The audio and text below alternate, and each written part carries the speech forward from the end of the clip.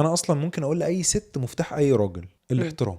لازم تفهم هو ازاي بيحب يتم احترامه، لان مش كل راجل شكل الريسبكت او الاحترام عنده واحد. فهي لازم تفهم ده، اللحظه اللي هي تفهم فيها هو بيحب ازاي يتم احترامه وتعمله له، خلاص هي خلاص ايه، خلاص دي هي ملكته يعني، فاهم يعني؟ هي حرفيا قدرت تستحوذ وتاخد كل عقله بس بالاحترام. بيجي بقى مع الاحترام ده الحب وحاجات بقى تانية كتير منه ليها.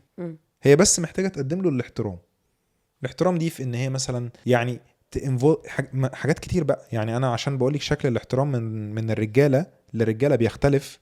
في حاجات ثابته بقى، مثلا ان هي ما تتكلمش بألفاظ مش كويسه معاه، ان هي دايما تانفولفهم في قرارات ليها علاقه بحياتهم مثلا.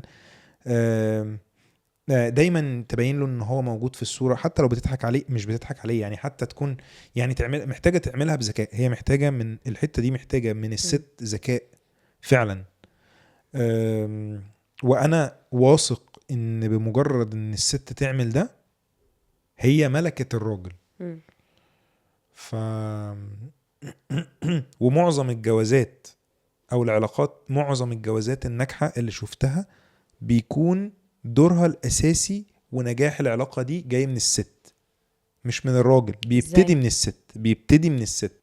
يمكن انا حاسة انه اللي ممكن يسرع وصول الاتنين للنقطة دي انه كمان الموضوع بيحتاج ان الراجل يتواصل مع الست ويقول لها يعني في مشكلة في المجتمع ان تعبير الراجل، التعبير عن مشاعره، عن اللي بيضايقه، عن اوقات بيكون صعب. صح.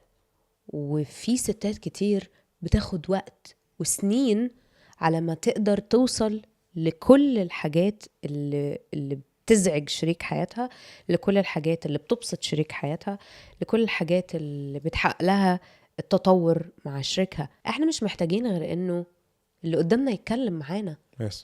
وللأسف ستات كتير بتقولي انه بس هو ما بيقوليش، بس هو ما قاليش، بس هو ولا مرة اتكلم معايا وقال لي انه بيتضايق من حاجة زي دي. ففي نقطة هنا تستدعي انه الراجل لازم يتكلم، لازم يعبر عن الحاجات اللي بتبسطه زي ما لازم يعبر عن الحاجات اللي محتاجها، عشان ما نرجعش نسمع جملة اللي بنقعد نضحك عليها ونتريق ونقول الاهتمام ما بيطلبش من الطرفين. الاهتمام ما بيطلبش يا اكس. قولي يعني ليه ما تقوليش على لغة الحب اللي انت بتحبها؟ انت بتحب الاهتمام، انت بتحب الدخول في التفاصيل وعرض التفاصيل والإشراك في القرارات، انت بتحب اي شكل من اشكال حبك او اي شكل من الاشكال اللي بتخليك سعيد اكتر.